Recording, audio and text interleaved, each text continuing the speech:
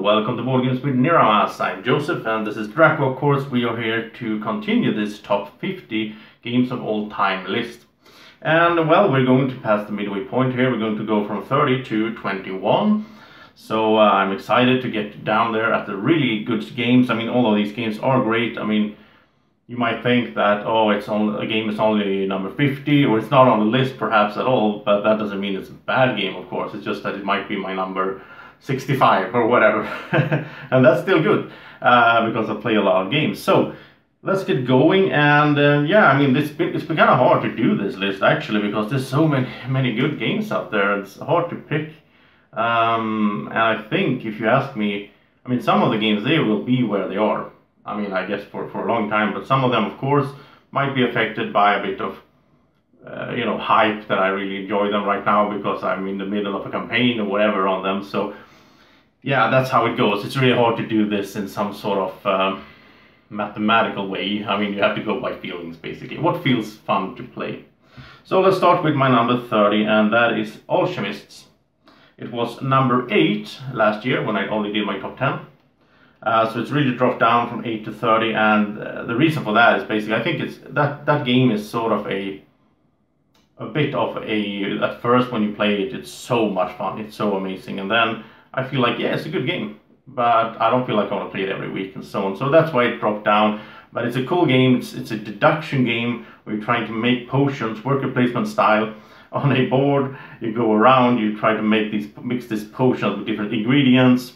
You have your player screen, which is huge, and you have your little stuff behind it where you try to figure out, like, the feather. What does the feather contain? It could be 3 different colors and plus and minuses, and you try to figure out, okay, so the feather contains this and that means that the mushroom can't have this green plus ingredient in it, and so on. And then you publish your ideas on the university on the board to say that, oh, I think that the mushroom contains this and that. And if you're correct, then you get points. If you're wrong, then you get minus points. Really fun game. And it got an expansion during last year that I haven't played yet, but it looks cool. So that's my number 30, Alchemists. And then number 29, it was number 7 last year on my top 10, and now it's 29, and it's called Time Stories. And this is a really cool game, and the only reason it has dropped really is because I haven't been able to play it. You need a game group that sort of, I mean, the game group that I started, I played the first 2, and it took, I couldn't continue with that same game group because people couldn't join all that. It's kind of fiddly to get the game group together, and it's like a legacy game. You need to have the same game group, or you don't need to, but it's much more fun if you have it. Also, it's really hard to play that one on 2 players. Otherwise, it wouldn't be that hard to get another player and join me, but you need to be 3, and the best is if you're 4, I would say. But Time Stories, there's been a bunch of expansions now. I think I have 5 or 4, 5 I think, and I think there's even 2 more out or something like that. So I have a lot of fun to look forward to in the future from that, but I felt like I couldn't have a game that, in my top 10 that I can't play. I mean, I can't bring it out and play it with my friends whenever I want to. I have to sort of play with the right people that's been in on the story before and all that. That's what sort of lowers it for me. But the game itself is fun, it's great. It's a story game where you go around, you flip cards, you find stuff, you meet people. And the real thing with this game is that I might look at a picture, my character in the story, we're time traveling, which is something I love as well. I love the theme of time travel. And I might look at a picture, but I can't tell the other people in my party, my fellow players, exactly what I like. I can't read the text. I have to say it in my own words and tell the story, which is just amazing design. So Time Stories is my number 29. Then my number 28 is a game that I played pretty much recently. I really enjoy it, and it's Clank. Now Clank and the expansion, of course, Sunken Treasure. I did a run through for that, so that's up on the channel as well. Clank is a deck builder adventure game. Lightweight, I would say. Maybe not a gateway game really, but it's lightweight. If you know some deck building mechanics, how it works, then you can just get straight into this one. But what I like about it is it's not just a deck builder, it's also on the map. You move down, it's sort of like Dungeon Quest, the old classical game, where you move into the cave, you need to find the treasure before the dragon wakes up. So it's a push your luck system. But this one also has the push your luck. I mean, the other players will affect when sort of the dragon wakes up, which means that I can't just tag along down there and just, you know, go around getting all the best stuff, because then the other players might be on their way out, and once they're out, then the dragon triggers and so on. So really fun game, really a game where you're laughing around the table, and I really enjoy Clank. Also, Clank in Space is the new one, of course, and I will get that one pretty soon, as it looks.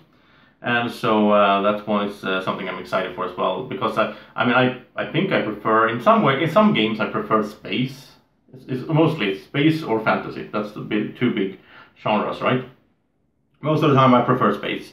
But sometimes I prefer fantasy. I mean, it's like Hero Realm Storms, I don't know. So Clank in Space also has some new mechanics from what I understand, so that's going to be interesting. So my number 28 is Clank.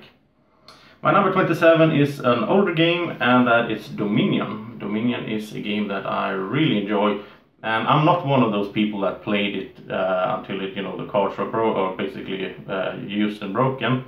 I played it a bunch, but not. I didn't play it like back in the days when Dominion was really hot. I played it the last years here, and I really enjoy Dominion. Of course, some of the setups are more fun than others. But there's so many expansions. Andreas, my friend, he has, I think, I don't know, 5 expansions or something. So there's so much to choose from. You would never get bored. If you would just, well, you would get bored from the mechanic, I guess. But you could just play Dominion for a long time, I guess. So the sort of grandfather of deck building, Dominion, is my number 27. Now my number 26 is a 2-player game called Fields of Arle. Fields of Arle is sort of, in some ways, I mean, it's Uwe Rosenberg, it's in some ways, you could say, Agricola or Caverna on 2 players. But it also has some stuff in it that's not in Agricola or Caverna. That's really cool. So it's not just about your field and managing that and having crops and animals and all that. It's also about going away to different towns in Germany. So you can go to Essen, for example. And when you do that, you get different bonuses. You can sell stuff at the different locations. Really cool 2-player game. Really love this one. I made a run through for this one as well, so you can check that out if you haven't. That's my number 26, Fields of Arle. And my number 25 is a really cool game called Automobiles, where it's a bag building game, so it's like exactly like a deck builder, but instead of cards, there's cubes, and you put them in bags, and you buy new cubes. They represent different things on the racing track, because as it sounds, Automobiles is a racing game where you try to be the first one around the track, a certain number of laps, depending on how long you want the game to be. And then you purchase these different cubes as you go. But also, if you go too fast, you will also get wear, which is bad, which is like the brown cubes that you put in and they don't do anything for you. So you could pull out the 7 cubes, I think it is, and then you could pull out cubes and you get a bunch of wear because you brought it on yourself earlier, and then you can't move. So it's a really fun game. I had so much fun with this, so many laughters around the table in Automobiles. Amazing game.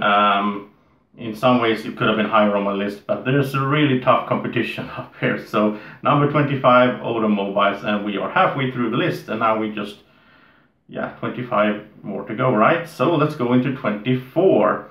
That is Tzolk'in, the Mayan calendar. I haven't played this in a while, but it's a really cool game, and the expansion brings a lot to the table as well. Tzolk'in is a sort of gimmick game where you have all these big plastic wheels or cogs that you turn. So if you turn one, then all the other ones are following you, and so you put your worker out. It's a worker placement game where you put out a worker, and the longer he stays out, the better reward he will get from the place he's on.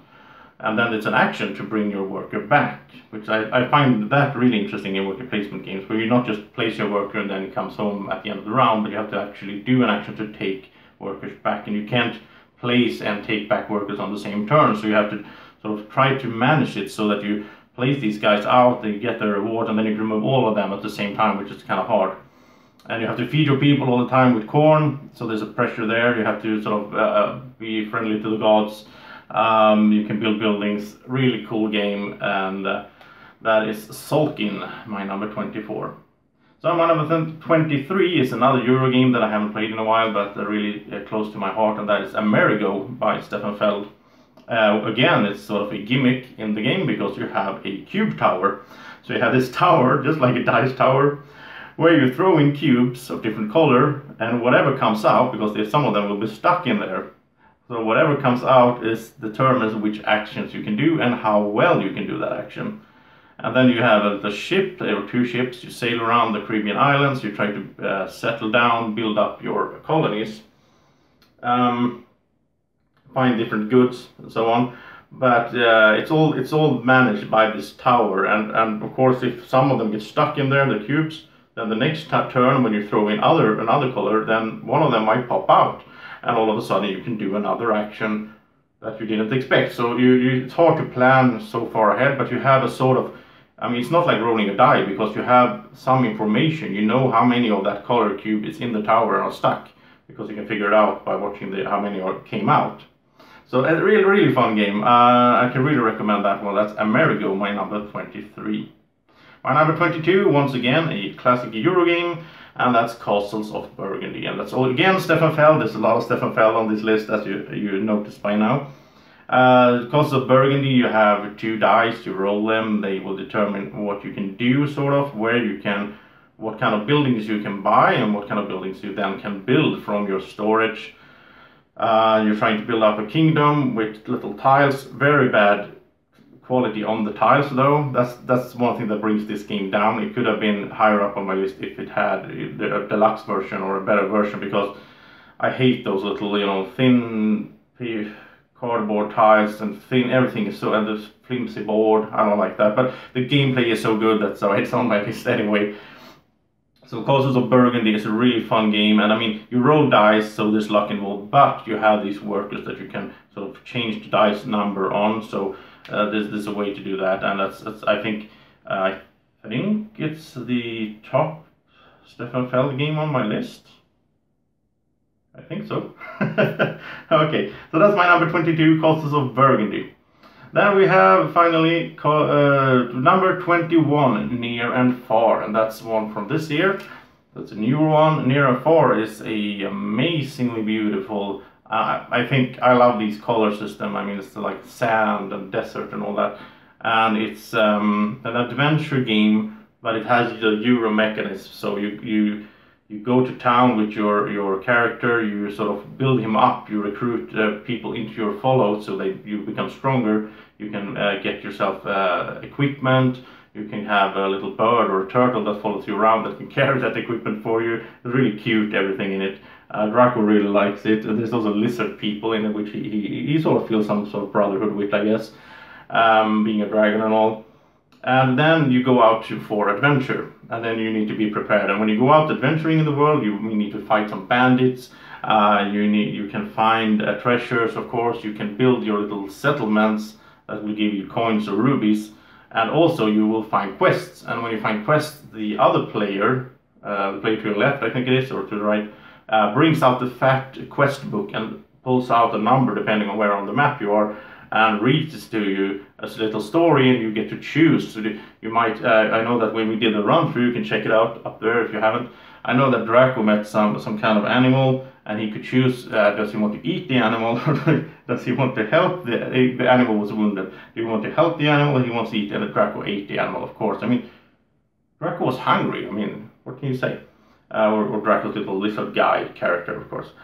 So Near and Far, really fun game, and you have a different way of playing it. You have the campaign mode, you have the character mode where you see the character evolve, you get experience points, you can get better skills as you go and so on. Really fun. I mean, I'm doing a campaign together with Martin, and we're just having a blast doing that. So that's my number 21, Near and Far. And that ends this segment of the list, and we go the next video in a week. We are going into 20 to 11, so that's really getting hot. And yeah, that's going to be fun, and that's going to also to be the last one where me and Draco do this on our own. Then for the last top 10, we're going to do it together with some of the other guys on the channel. So we're going to be 3 guys on a row and do it together. That's going to be really fun. And also Draco he wants to do his own list together with Martin, so we'll see how that goes. That is going to be interesting to see what Draco fancies in game-wise, so don't miss that when it comes out. So thank you so much for watching, and I hope that if you haven't already, go check out my Patreon. You can just click the link up there. Every dollar you can support the channel, it really helps. I mean, we need to get better microphone, as you can hear. Sometimes the sound is not that perfect. We could very well use a better camera. So we need every dollar, and please help us out with that. And thank you so much for watching, and I hope you have a great evening, morning, or whenever you're watching this. Take care. Bye-bye. Breathe in. Look into these eyes. Subscribe to the channel. Now, exhale.